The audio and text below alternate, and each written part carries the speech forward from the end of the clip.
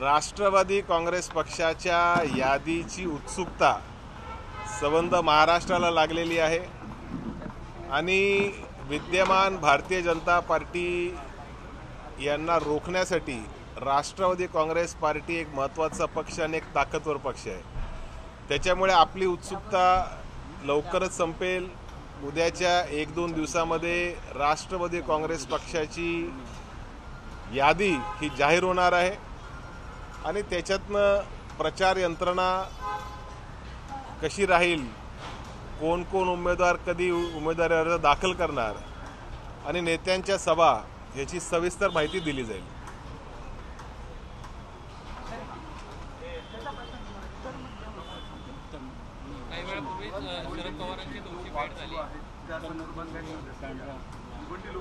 अमृत नोनी ortho plus ये एक प्रूवन फॉर्मूला है। इसमें मौजूद नोनी फल के गुण और आयुर्वेदिक जड़ी बूटियां शरीर को जरूरी पोषक तत्व देने के साथ साथ हड्डियों और जोड़ों के घिसने, उनमें होने वाले सूजन और दर्द को रोकने में मदद करता है। दर्द मुक्त जीवन के लिए अमृत नोनी आर्थो प्लस। भिवंडी लोकसभेवर राष्ट्रवादी काँग्रेस पक्षाने दावा केलेला आहे। सुरुवातीला जेव्हा डिलिमिटेशन झालं 2009, 14, 19 या तिन्ही वेळेला काँग्रेस पक्षाने ती सीट लढवली। आम्ही कल्याणची सीट लढवली। आता महाविकासमध्ये आपण आलेलो आहोत आणि त्याच्या अनुषंगाने काही जागेचं रिअलाइनमेंट करण्याची आवश्यकता आहे। कल्याणची जागा स्वाभाविक शिवसेना लढवणार। भिवंडीच्या जागेवर प्रथम 2019ला काँग्रेस पक्षाला यश मिळालं। काँग्रेस पक्षाला म्हणण्यापेक्षा महाविकासला यश मिळालं, आघाडीला आमच्या अलायन्सला यश मिळालं आणि 14 आणि 19मध्ये त्या ठिकाणी त्यांना यश मिळू शकलं नाही।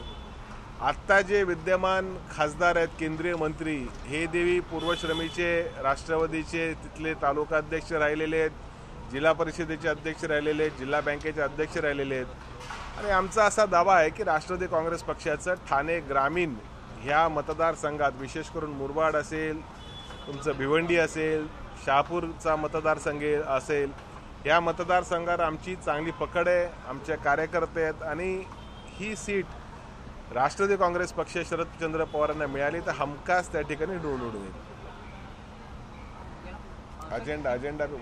अजेंडा मॅनिफेस्टो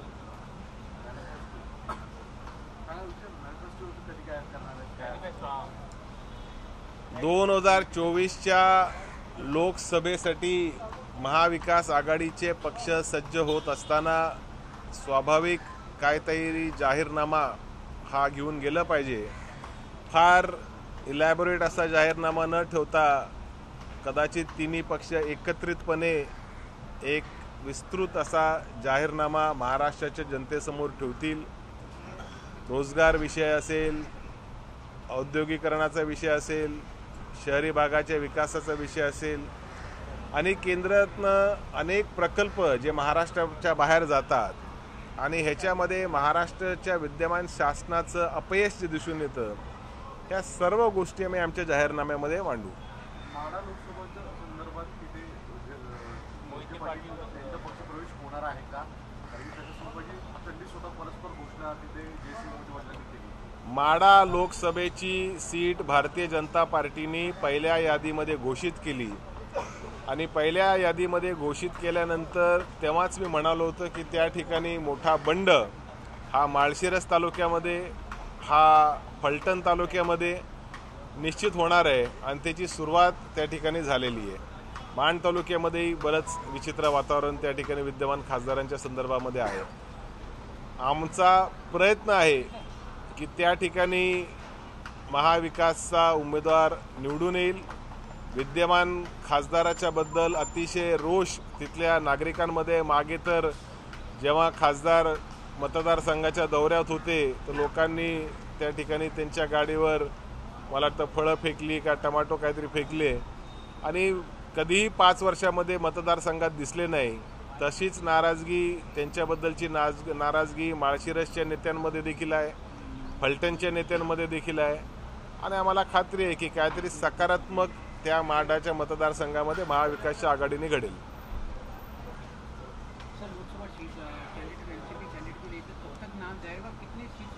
एक विषय अजून घेतो।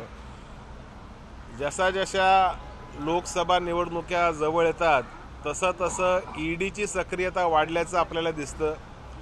काल शिवसेनेने घोषित केलेल्या एका उमेदवारावर ईडीचे नोटीस आली. केरळचे मुख्यमंत्री यांच्या कन्येला देखील ईडीची नोटीस आली अशी माहिती मिळाली. आता नेमकं लोकशाहीमध्ये निर्भीडपणे उमेदवाराने स्वतःची भूमिका मांडायची असते आणि निर्भीड भूमिका मांडत असताना भययुक्त वातावरण करण्याचं काम हे जे केंद्रीय यंत्रणेच्या माध्यमातून चालू आहे हे भारताच्या लोकशाहीला मारक आहे आणि त्याच्या विरोधातच खरं तर आम्ही आवाज सर्वांनी उठवलेला आहे. ईडीचा दबाव, इन्कम टॅक्सचा दबाव, CBIचा दबाव, महाविकासच्या कार्यकर्त्यांवर खोट्या नाट्या केसेसवर त्यांना गुन्हे दाखल करणे, हे जे राजकीय षडयंत्र महाराष्ट्रामध्ये आणि देशामध्ये पाहायला मिळतं हे योग्य नाही. खुल्या मैदानामध्ये महायुतीने महाविकास आघाडीचा सामना करावा. जनतेला ठरवायला दिलं पाहिजे की कोण योग्य आहे, कोण अयोग्य आहे, कोण सारथी आहे आणि कोण चुकीच्या पद्धतीने सरकारमध्ये बसलेलं आहे. जनता कौल देईल आणि तो कौल निश्चितच सत्तेच्या बाजूने आणि संविधानाच्या बाजूने असेल. राष्ट्रवादी काँग्रेसचे आदित्य तटकरे यांना रायगडमधून उमेदवारी जाहीर केली, पण त्यानंतर तिथे भाजपने असा दावा केलेला आहे गोगोलेंतर शिवसेनेचे आमदार थेट बंडाची फसवणूक करतायत. तटकरे यांच्याविषयी नाराजीचा सूर हा कशामुळे दिसतो? 2019 मध्ये एकत्रित राष्ट्रवादी काँग्रेस पक्षाने 19 जागा लढवल्या होत्या. त्यावेळेला अजितदादा आमचे नेते होते, आमच्या सोबत होते. आमच्यातनं बाजूला झाल्यानंतर ते जेव्हा महायुतीमध्ये सामील झाले तर त्यांचे कार्यकर्ते म्हणत होते की 19 जागेंवर अजितदादांची राष्ट्रवादी काँग्रेस पार्टी उमेदवार उभे करणार. परंतु काल परवा अजितदादांची प्रेस कॉन्फरन्स पाहिली आणि त्यांनी एकमेव जागा घोषित केली ती स्वतःच्या प्रदेश अध्यक्ष सन्माननीय खासदार सुनील तटकरे साहेबांची जागा. ती जागा घोषित होते ना होते लगेचच 24 तासामध्ये भारत शेठ गोगोले यांची स्टेटमेंट आली. त्यांची उघड नाराजगी नजर आली आणि मला असं आठवतं की रायगड जिल्ह्याच्या पालकमंत्री पदावरनं देखील भारत शेठ गोगोले यांनी नाराजगी व्यक्त केलेली. त्याच्यामुळे महाराष्ट्रामध्ये 45चा दावा करणारी महायुती किंवा भारतीय जनता पार्टी हे स्वतःमध्ये समन्वय राखण्यामध्ये पूर्णपणे असमर्थ आहे.